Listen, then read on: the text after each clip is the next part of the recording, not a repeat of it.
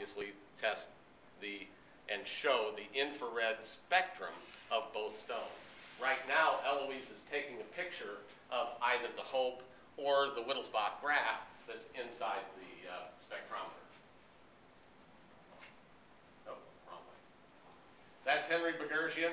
That's Chip Clark over on the right. He's setting up his photography studio, portable, over there in the back corner. This is the blue room. This is the ante-room to the walk-in vault. And they call it the blue room because, obviously, it looks blue. You've got blue carpet on top of a bunch of file cabinets, typically with lots of mineral specimens that are not out on display, but they're using for research. Now all pushed aside, you've got a phosphorescent spectrometer. That's the computer system for it right there. And then we'll be testing the stones here. That's a diamond microscope from De Beers. That's the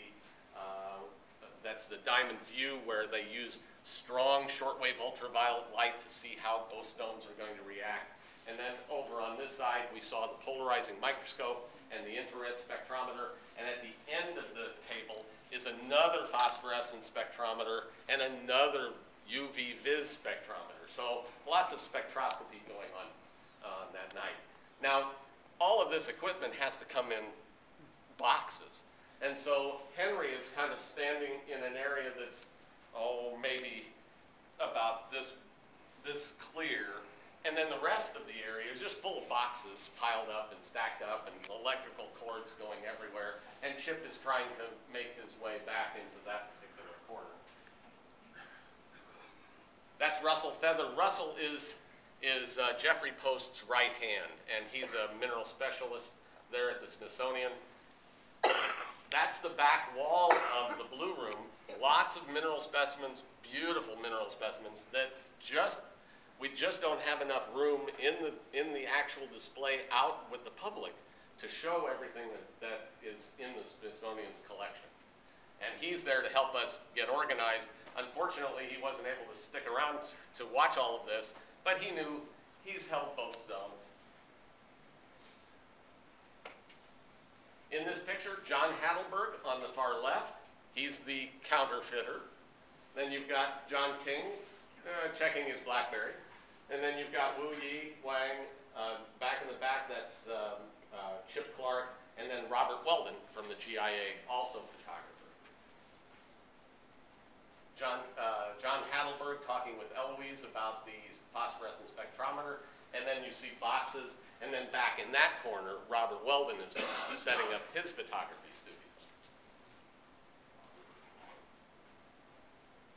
Henry Bogosian in the back from Graff.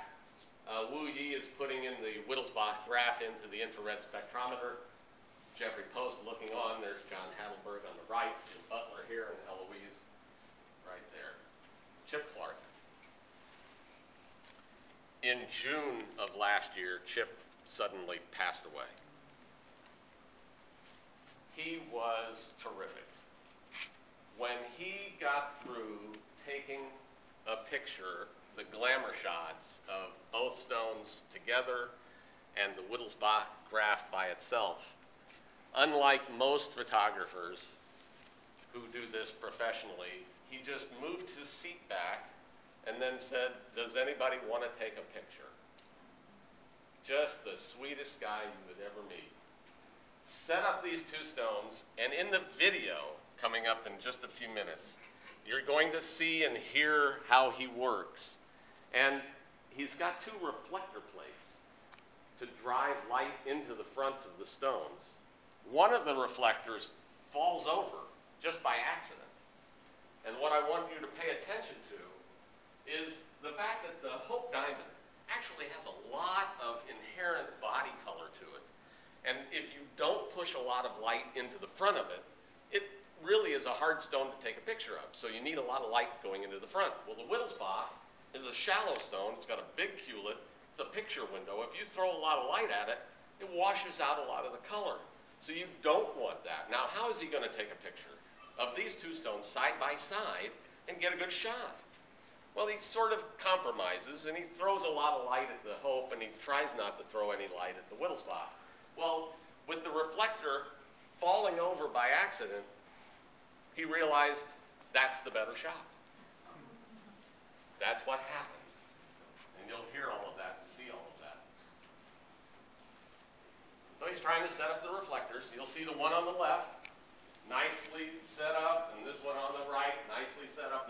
Both of these are just pushing all this light at both stones. And it's the one on the left that actually falls over.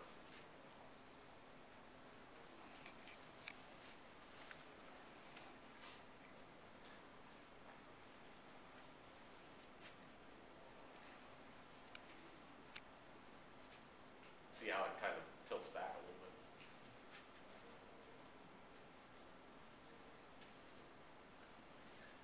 Anybody want to take a shot? Sure. There's an iPhone. I'm not sure how good a shot that was. The shot down below, that's my shot. Now, look at how big that hewlett is on the Wittelsbach-Graff. That's 40% less than what it was originally. You can't see it in this picture, but you will in later pictures. But this bezel facet here at 6 o'clock, and then 3 o'clock, 12 o'clock, and 9 o'clock has been split this way.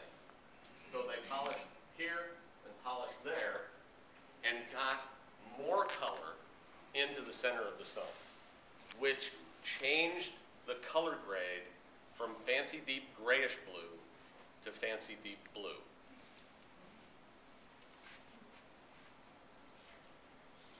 All right, another picture of everything all set up in the blue room.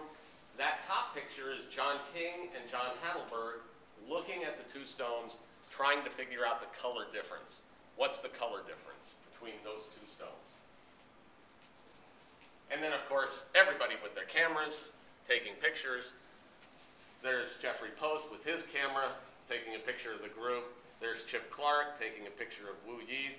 And I'm getting a picture of Chip Clark taking a picture. That was my job. I was taking pictures of people taking pictures. John and John looking at the color. This is in the walk-in vault. The Cullinan necklace, the blue diamond Cullinan necklace that's on display is right back behind the ultraviolet light that says mineral light. It's just sitting back there. This is the walk-in vault now. And the two stones when they were first shown to us that night. Quick, take a picture.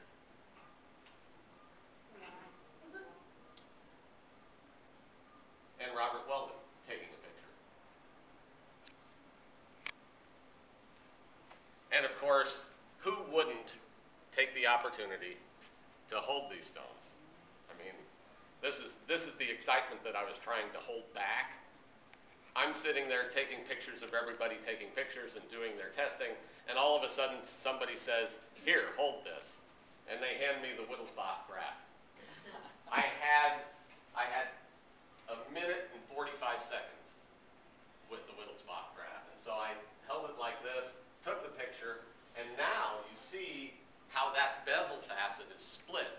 See how one top triangle is all lit up, but you don't see the bottom part of that facet? That's the added faceting that Lawrence Graff created, and then, of course, calls it the Wittelsbach-Graff. And then he just cleaned up the trips around the outside, but he kept the original faceting.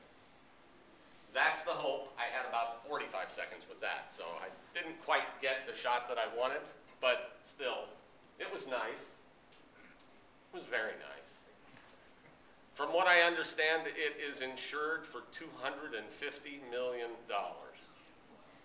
And the Wittelsbach-Graff insured for $100 million.